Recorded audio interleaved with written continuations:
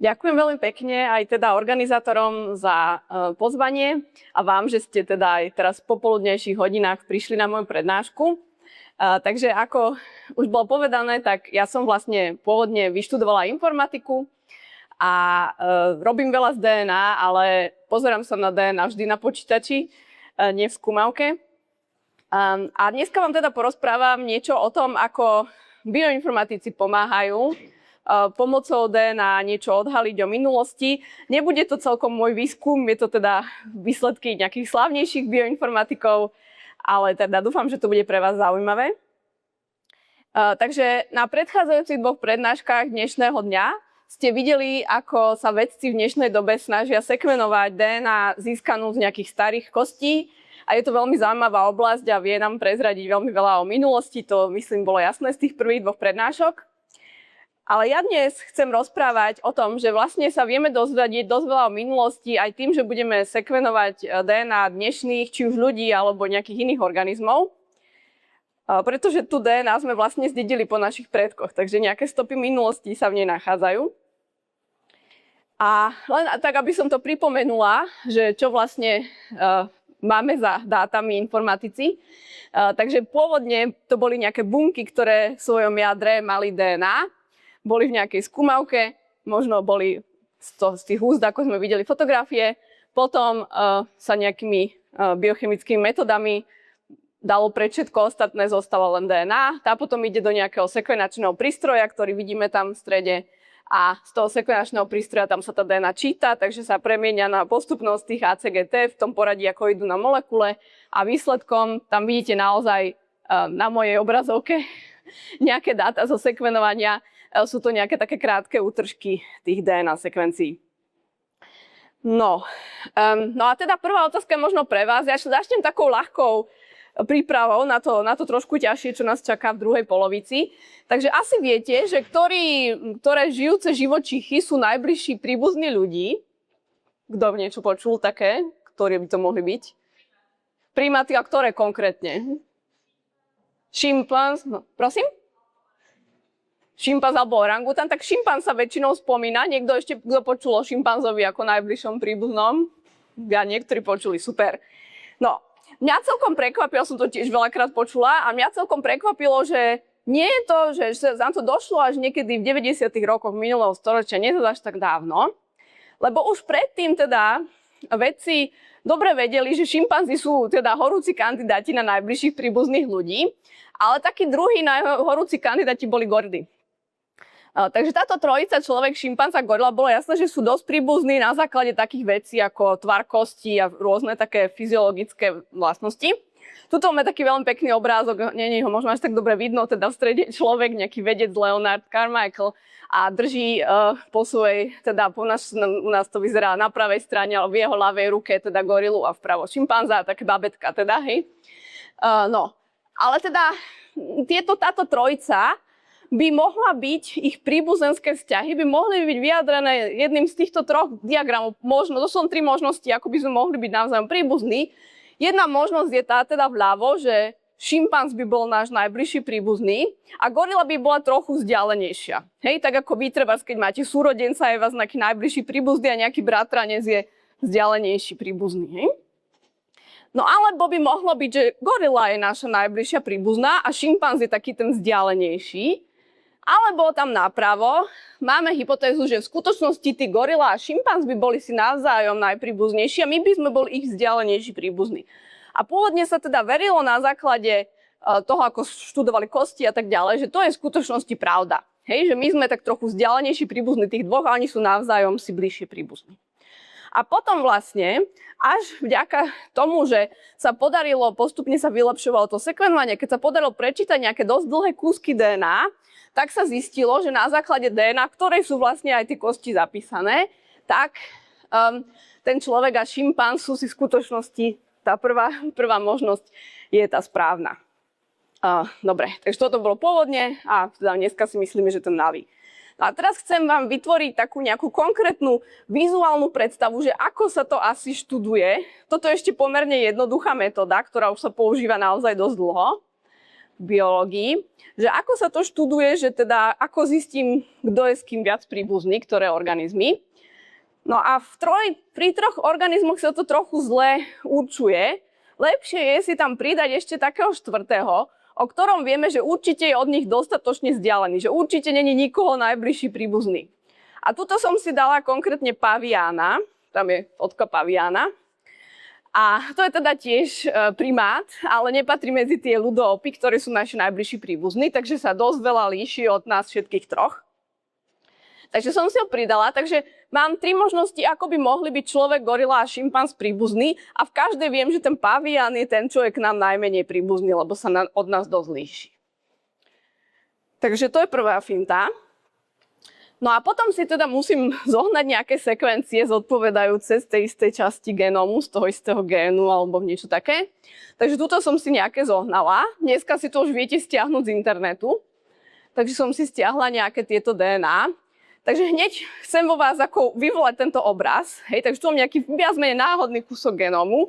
Hore je človek, pod tým šimpanz, pod tým gorila, pod tým pavian a toto všetko 4-krát.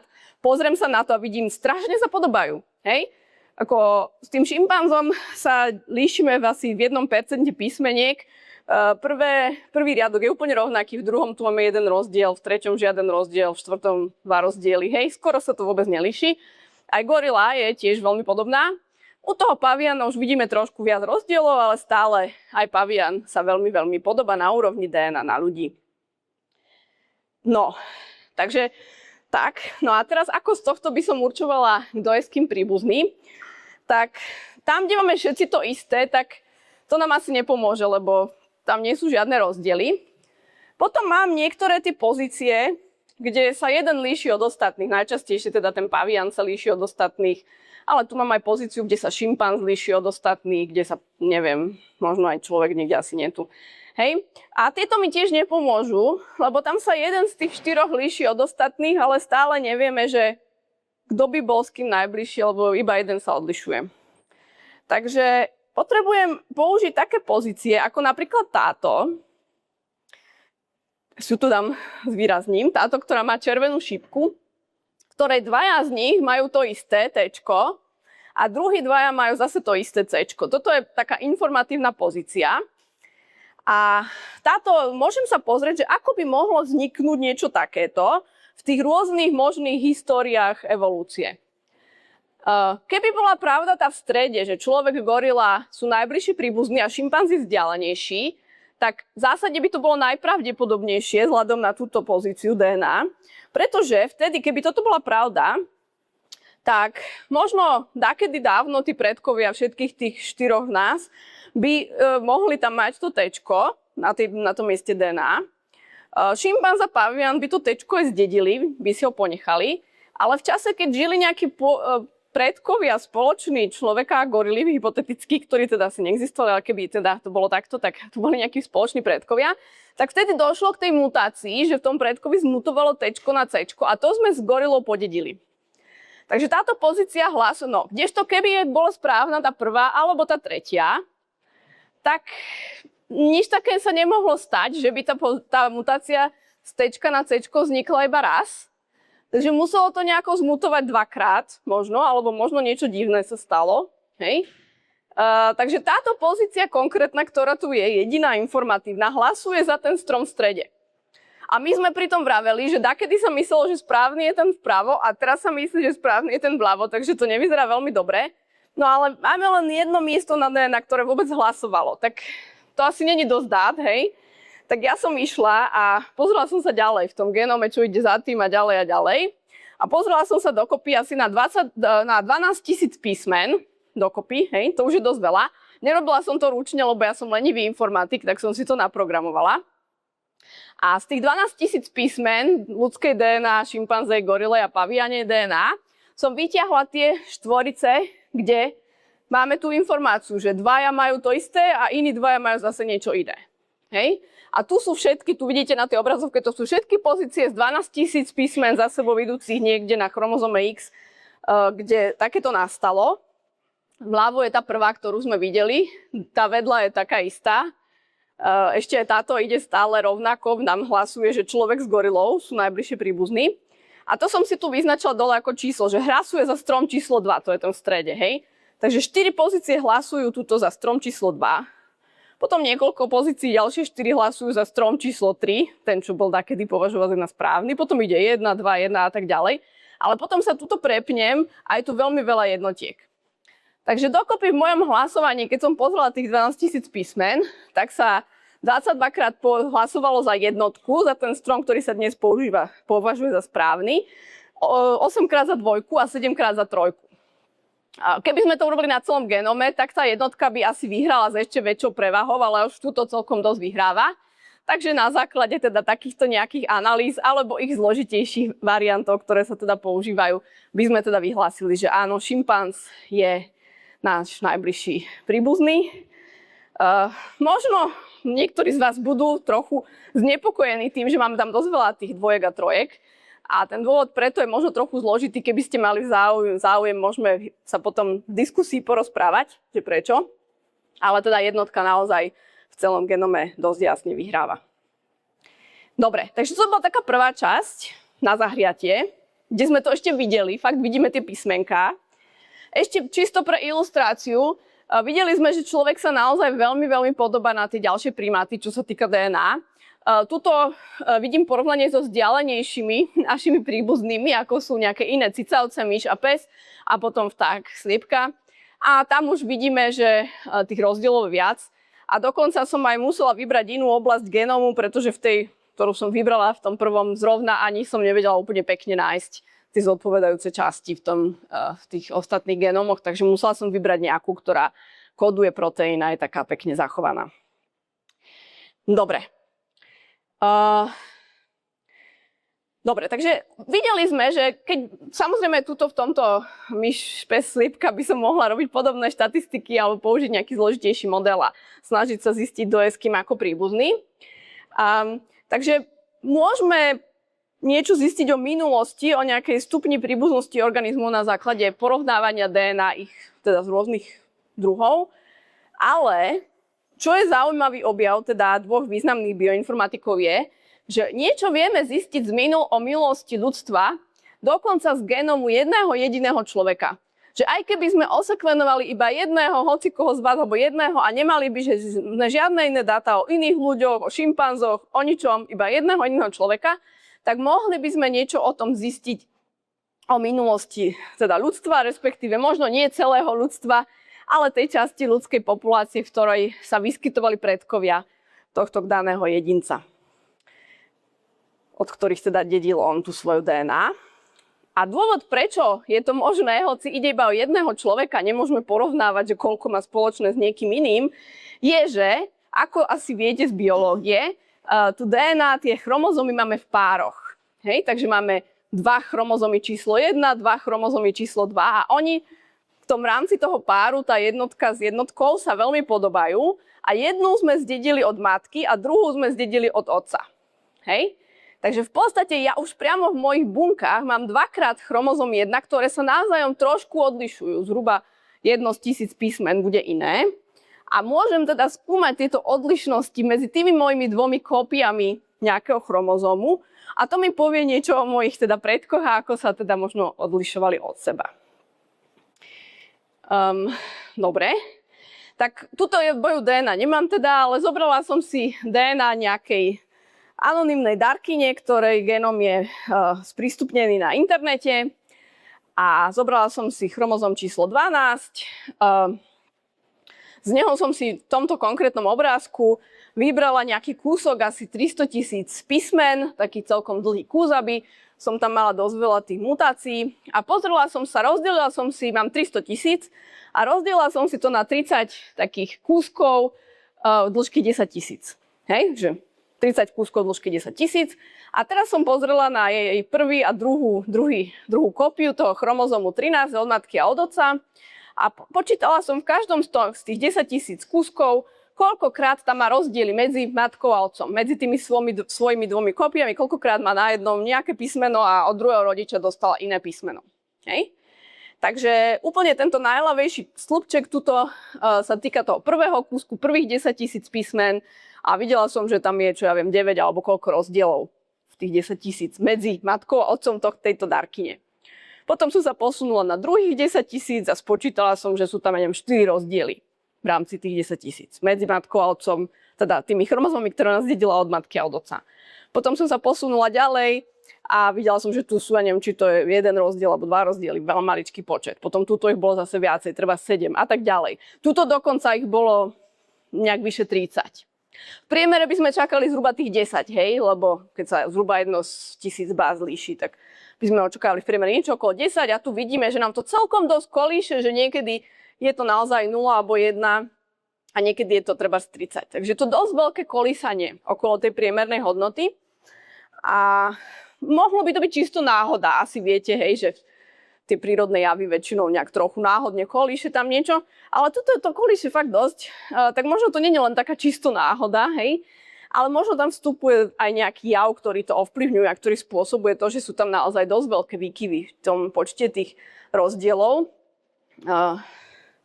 takých tých heterozygotných pozícií, ak poznáte túto terminológiu náhodou. Tak potom som teda, čo by to mohlo vysvetľovať? Tak poďme sa pozrieť na tých predkov, hej? Predstavme si, že teda máme nejakého človeka, napríklad túto darkyňu alebo niekoho z nás. Ten má teda zrejme 2 rodičov, každý máme 2 rodičov. Každý z našich rodičov má tiež 2 rodičov, takže máme dokopy 4 starých rodičov, potom nejakých 8 prarodičov, 16 praprarodičov a tak ďalej. Každou ďalšou generáciou nám vlastne ten počet predkov sa zase zdvojnásobil, lebo každý z tých predchádzajúcich mal 2 rodičov. No, ale niekedy sa môže stať, že v tej rodine došlo k nejakému sobášu medzi príbuznými a vtedy sa tam tí predkovia budú opakovať. Hej? To znamená, napríklad tu mám situáciu, kde to dieťa, vlastne jeho rodičia sú teda rodičia a tí rodičia boli bratranec a sesternica. To znamená, že matka mala svojich rodičov, otec mal svojich nejakých iných rodičov, ale tí rodičia zdieľali jedných teda starých rodičov, lebo boli bratranec a sesternica. A teda keď sa pozriem na to dieťa, tak stále má 2 rodičov, 4 starých rodičov, ale nie 8, ale iba 6 prarodičov, pretože jeden pár babka, detko sú tam vlastne 2-krát v tom strome reprezentovaní a počet prarodičov bude iba 12, nie 16. Hej? Takže keď sú takéto nejaké sobáše medzi príbuznými, tak mi tam bude tých predkov trošku menej. No, možno si poviete, v mojej rodine nič také nebolo, hej, nemám rodičov, ktorí boli bratranec a sesternica, ale to neznamená, že nemohli byť nejako vzdialene príbuzní, tak vzdialene, že o tom ani nevedia, hej. Asi nejak príbuzní budú, keď sme príbuzní ešte s tým šimpanzom, tak teda aj navzájom sme všetci príbuzní, len nevieme, koľko generácií dozadu by sme museli ísť, aby sme našli nejakých predkov. No a určite to muselo nastať, keby ste poznali ten svoj celý rodokmeň, určite tam nejaké opakovanie nájdete. Keď už nič iné, tak z matematických dôvodov, pozor, teraz ide dôkaz, hej, že keby sa nič neopakovalo, že sme tuto vľavo a nikdy sa nič neopakuje, tak mám jedno dieťa, 2 rodičov, 4 rodičov, 8 prarodičov, exponenciálne to rastie. A keď idem 30 generácií naspäť, tak už by som tam mala 2 na 30, a to je prosím pekne miliarda, vyše miliardy, hej.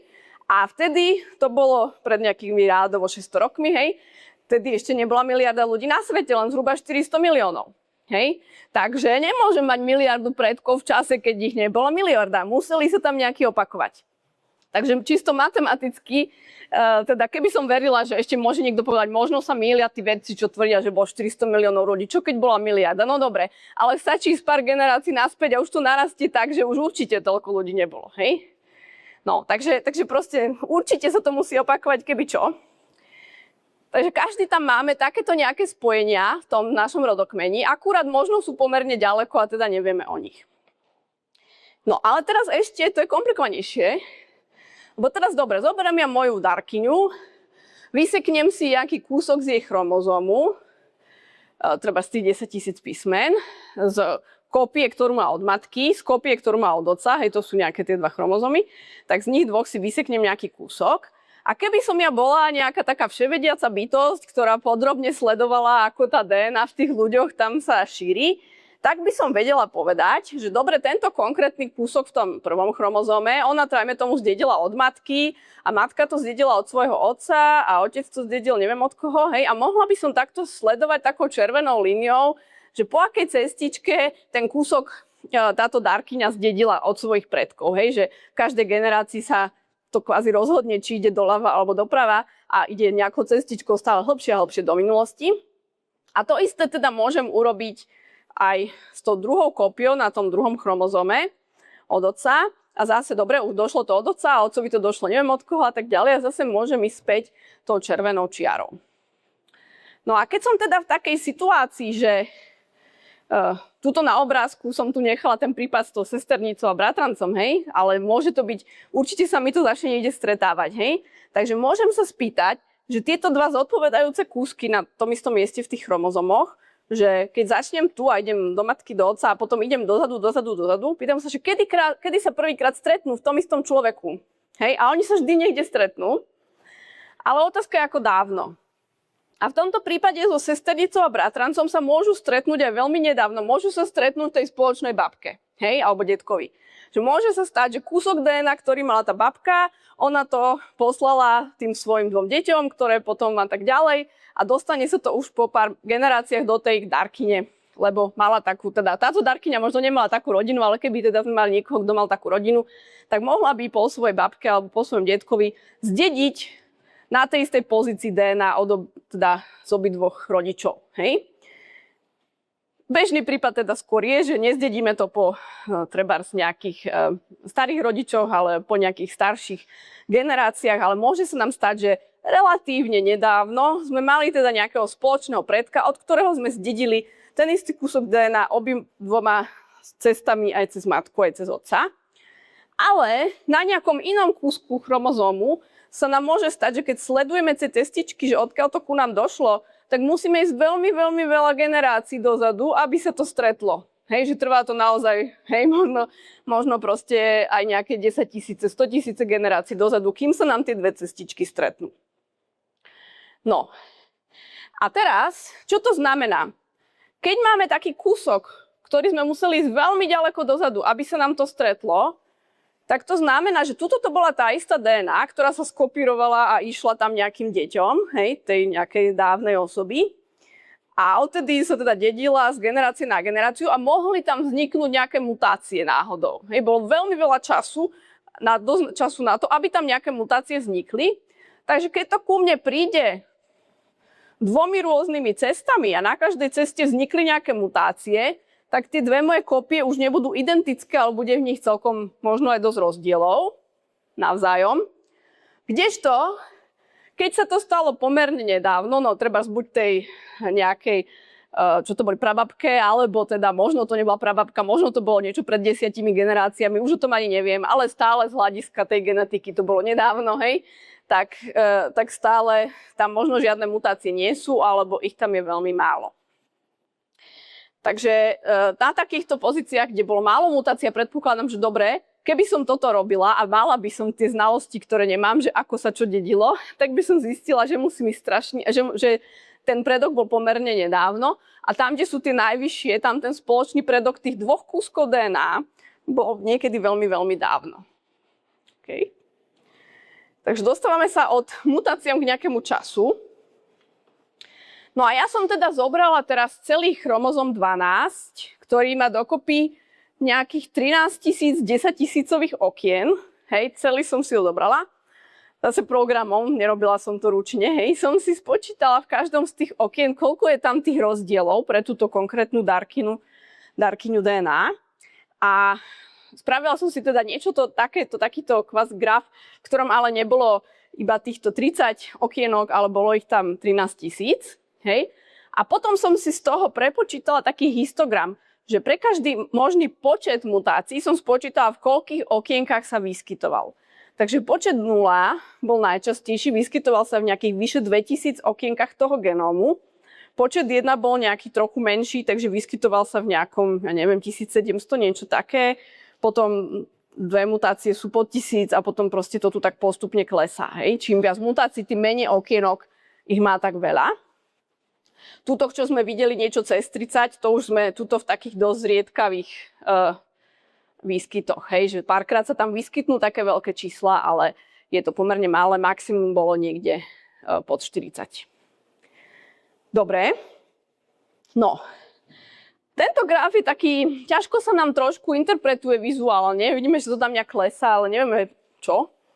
Tak môžeme si ho tak trošku prepočítať, že môžeme sa pozrieť, čo vlastne znamená ten stĺpec. Ten stĺpec znamená, keď to je 0 mutácií, to znamená, že to sú, v tých okienkach som hľadal tých predkov, a keď majú 0 mutácií, to znamená, že ten predok bol nejaký relatívne nedávny. Takže to sú takí, ktorí sa stihli rýchlo spojiť.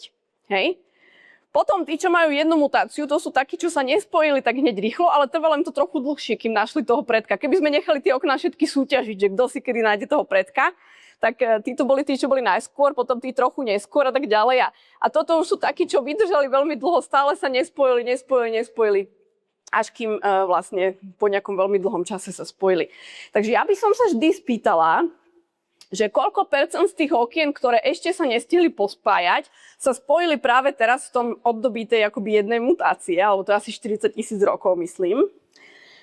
Takže v tom prvom období sa mi pospájalo asi 21% všetkých okien, nám 13 000 okien na 2700 sa spojilo, tak to je 21%.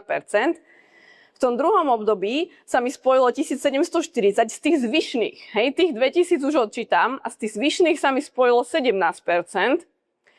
Potom v tomto období s 2 mutáciami sa mi spojilo 871 z tých zvyšných, keď som už odčítala tie nuly a jednotky, tak to je asi 10% zo zvyšku. A tak ďalej, a tak ďalej. Takže keď si to teraz prepočítam, takže tu som dala tých 21%, 17%, 10%. Potom keby som počítala toto ďalšie okienko, tak mi to vyjde nejakých, neviem koľko, zhruba 8 a tak ďalej. Toto som si to vykreslila ako percentá. Takže tuto, kde sa nám už zdá, že možno ten pokles nie je taký rýchly, tak on v skutočnosti, v podstate sa to klesa stále tak nejak zhruba okolo 10% v každom okienku, čo je možno až prekvapivé. A je tam trochu taký nejaký šum, občas je to trochu viac, občas trochu menej. Hej? Takže zhruba z tých, ktorí sa ešte nespojili doteraz, tak sa 10% spojí vždy skôr, než pribudne ďalšia mutácia. No a teraz, pre celú túto metódu je kľúčové práve to, že je to zhruba 10%, ale sú tam výkyvy. Sú tam občas výkyvy, že to je viac ako 10%, že sa spájajú viac. A sú tam výkyvy, že to je menej ako 10%, že sa spájajú menej v nejakom čase. Hej? Ten počet mutácií zhruba zodpovedá času. Čím viac mutácií, tým viac do minulosti sme museli ísť, aby sme našli to spojenie. No, takže už sa dostávam k tomu výsledku, ktorý títo vedci získali. Takže tam hore máte ich mená, je to Hank Lee a Richard Durbin a publikovali to vlastne už v roku 2011. Mali celkom problém presvedčiť o tom ľudí, že to naozaj funguje, ale dneska sa tá metóda dosť používa na rôzne účely. A teda oni vlastne trošku zložitejším spôsobom si vyrobili nejaký takýto graf a potom ho v podstate tak otočili, že urobili 1 lomeno to a to nám zhruba dáva odhad toho, že aká bola veľkosť nejakej populácie ľudí v tom čase, kedy teda boli tí spoloční predkovia. No a toto je teda možno taká trošku komplikovaná časť tohto celého je, že predstavme si, že všetkých mojich 13 000 okienok by naraz akoby súťažilo, že kto sa kedy spojí a teraz mám nejakých zopár zvyšných, ktoré ešte sa nestihli spojiť a teraz sa budem pýtať, že koľko z nich sa spojí v najbližšej dobe. No najbližšia doba je 40 000 rokov, ale dobre, koľko z nich sa spojí v najbližšej dobe. Tak to závisí od toho, koľko teda vtedy žije ľudí v nejakej tej populácii, pretože pokiaľ vtedy žije málo ľudí v tej populácii, tak je veľká šanca, že sa moje 2 kusy DNA trafia do toho istého predka, lebo je k dispozícii málo predkov, hej, no tak sa môžu trafiť do toho istého. Kdežto kedy v tej populácii je veľa ľudí, no tak je menšia šanca, že sa tie moje 2 kusy zrovna trafia do toho istého. Hej. Takže tam, kde to rastie, kde to je veľké, ako tu, tak vtedy asi bolo veľa ľudí v tej populácii a tam, kde to je malé, ale naopak. Tam, kde veľa ubudne, tak tam bolo asi málo ľudí a tam, kde teda málo ubudne, tak asi bolo veľa ľudí. Takže oni preklopili tú krivku tak nejak ako naopak, nejakou matematikou a vyšlo im toto. Toto v tom použili, každá čiara je jeden človek. Oni túto istú analýzu spravili nezávisle na 6 rôznych ľuďoch a toto im vyšlo. Os X je už naozaj čas, takže to je 10 na 4, takže 10 000 rokov v minulosti. Je to taká logaritmická os, toto je teda 100 000 rokov, 1 000 000 rokov a 10 miliónov rokov v minulosti. No a z každého človeka odhadli tú krivku, že v populácii jeho predkov koľko bolo jedincov v rôznych časoch v histórii. A čo je super je, že v tejto časti to vyšlo pre tých rôznych počiatočných ľudí zhruba rovnaký priebeh. Dokonca to teda potom aj porovnávajú s rôznymi odhadmi, koľko bolo ľudí na svete a tak ďalej. A boli tam nejaké suchá a ľadové doby a neviem aké veci, tak to s tým porovnávajú, ako to sedí. Ale teda, čo už je samo o sebe zaujímavé, je, že z tých 6 ľudí z rôznych častí sveta im tuto vyšiel prakticky rovnaký výsledok. Hej? Keď porovnávali ich počty okienok, ktorých je nejaký počet mutácií. No, ale tuto, keď ideme bližšie do prítomnosti, tak sa rozchádzajú. A to je preto, že títo ľudia sú z rôznych častí sveta. To červené a zelené sú z Afriky, Yoruba. A teda, ako asi viete, tak predkovia ľudí teda pôvodne žili v Afrike. Takže to, čo je tam idú spolu, tak oni žili spolu v jednej populácii niekde v Afrike a tí Afričania tam zostali. A potom títo ostatní, títo modrí a fialoví sú pôvodom z Európy a tuto máme Kóreu a Čínu. Takže tí patrili do populácie, ktorá sa oddelila už pomerne dávno od tej hlavnej africkej populácie. Začala migrovať teda smerom k Európe a k Ázii. A vidíme, že ten počet ľudí, ktorý naozaj migroval von z Afriky osídliť ostatné kontinenty, tak sa vie, že asi nebol super veľký. A vidíme, že naozaj v tomto období tu máme naozaj malé odhady. Že ten počet ľudí v tej populácii predkov týchto dnešných Európanov a ľudí z Ázie bol naozaj pomerne malý, lebo to bola tá skupina, ktorá odišla z Afriky a začala osídlovať tieto kontinenty. No a potom, keď už ideme teda bližšie k dnešku, tak tuto jednak akože vzrastie, akoby, lebo aj vieme, že ľudské populácie sa teda potom zväčšovali, ale do nejakej miery úplne tuto vľavo to už je len nejaký taký šum, lebo o takej veľmi nedávnej histórii z tohto nemáme dobré údaje, lebo už keď tá jedna mutácia je nejakých 40 000 rokov, tak menej ako jednu mutáciu nemám, hej, tak je to trošku ťažké získať nejaký odhad. Respektíve môže to byť jedna mutácia na ešte väčší kus než 10 000 alebo čo, ale proste je to ťažké z toho získať, lebo tie mutácie sa nedejú dosť často, nemám v tom genome dobré dáta o tom, čo sa stalo v nejakej veľmi krátkej minulosti. A takisto tuto úplne na konci to tam nejak lieta do hora, čo tiež je asi spojené ani nie tak tým, že bolo teraz vtedy strašne veľa nejakých predkov ľudí, a to už pomaly sa dostávame k tým spoločným predkom so šimpanzom, ale môže to byť skôr aj tým, že naozaj už málo ktoré kúsky DNA vydržali tak dlho, aby som ich mohla započítať. Už nemám zase dosť dát. Hej. Táto analýza mi niečo povie len do tej kusy minulosti, pokiaľ mám dosť veľa tých kúskov, ktoré sa ešte nespojili a teda môžem v nich počítať tie mutácie. Takže došli k takémuto obrázku, ktorý celkom sedí teda s inými zdrojmi o tom, že čo sa dialo v ľudskej minulosti a odtedy sa to teda používa na rôzne dáta. No a vravela som, že teda ja budem hovoriť, ako niečo spočítať z dnešnej DNA, ale presne túto istú analýzu môžeme použiť aj na starú DNA. A tuto je príklad z článku, ktorí vedci sekvenovali DNA z kostí mamutov alebo z nejakých chlpov a vlastne použili na tých mamutov túto istú metódu, aby zistili, čo sa dialo v populácii mamutov v minulosti, aké boli veľké. A v tomto článku použili 2 mamutov. Jeden bol naozaj veľmi starý, niekde zo Sibíre, ktorý umrel ten mamut pred 44 000 rokmi. A druhý mamut bol z takého ostrova Wrangel, ktorý umrel iba pred 4000 rokmi. A ten vlastne, to boli jedni z nejakých posledných žijúcich mamutov, myslím. A teda použili tú istú metódu a dostali takúto krivku. Obidvaja mamuti, keď ideme tých 40 000 rokov dozadu, samozrejme ten fialový tuto končil, lebo on tu chudák umrel, hej. A ten modrý žil niekde oveľa nedávnejšie. No a v tej minulosti, ktorú majú spoločnú, tak celkom zase sme dostali podobné výsledky z nich.